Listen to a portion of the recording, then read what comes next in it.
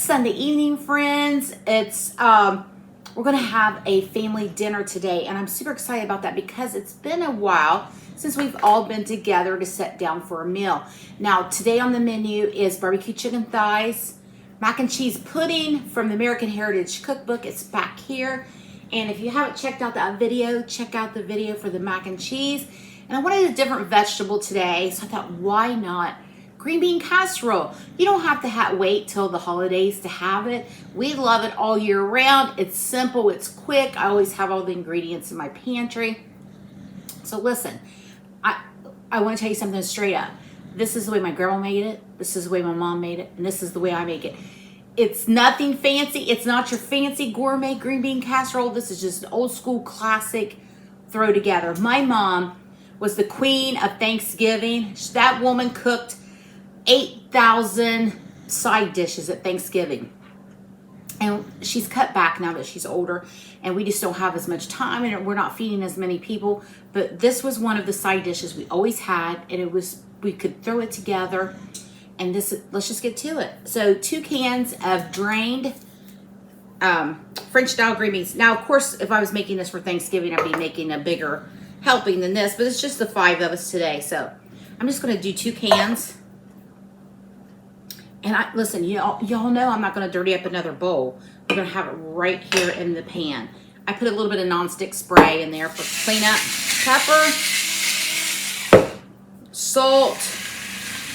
I know there's a million green bean casseroles out there with fancy almonds and fresh green beans and your own homemade cream of mushroom soup. Listen, friends, this ain't it. This is Krista's quick and easy green bean casserole.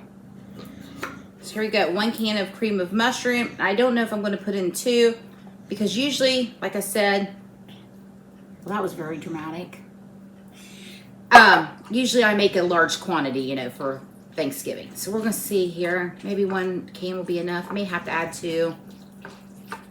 I want it good and creamy. I actually think 1's going to be enough because I am going to add milk. We add milk to ours. Like I said, just how my mom did it, my grandma did it. That's how I do it.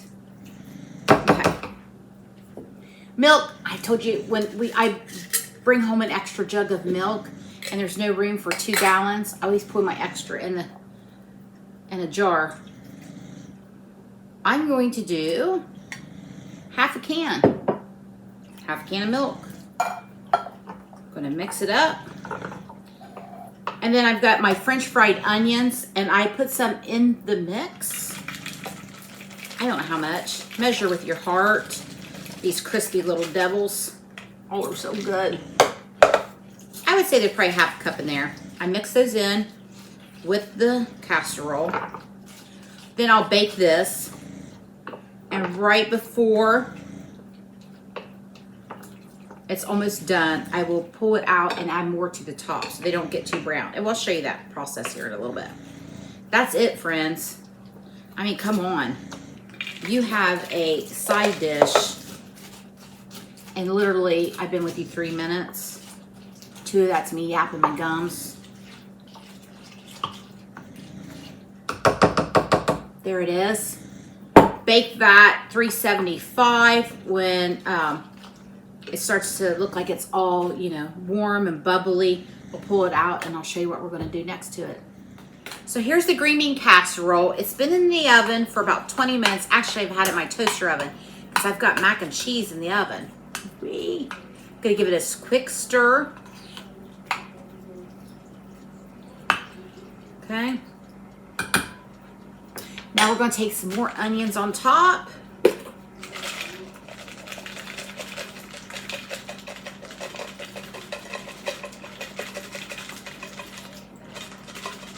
sure we get some everywhere.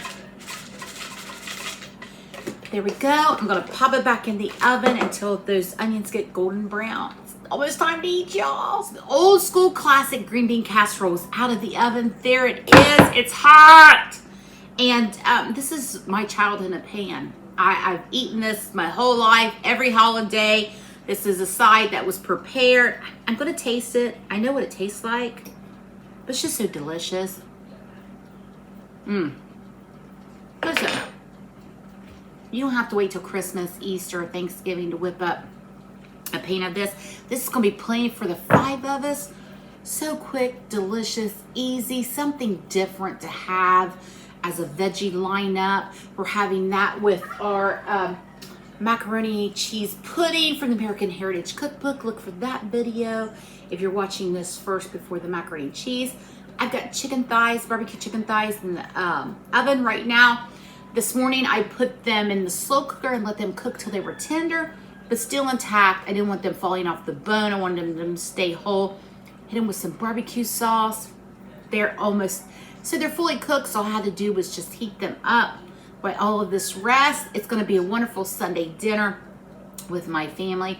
Once again, I thank you for stopping by and hanging out with me at Chris's Country Kitchen. Bye, friends. Have a good Sunday. See you later. And you're still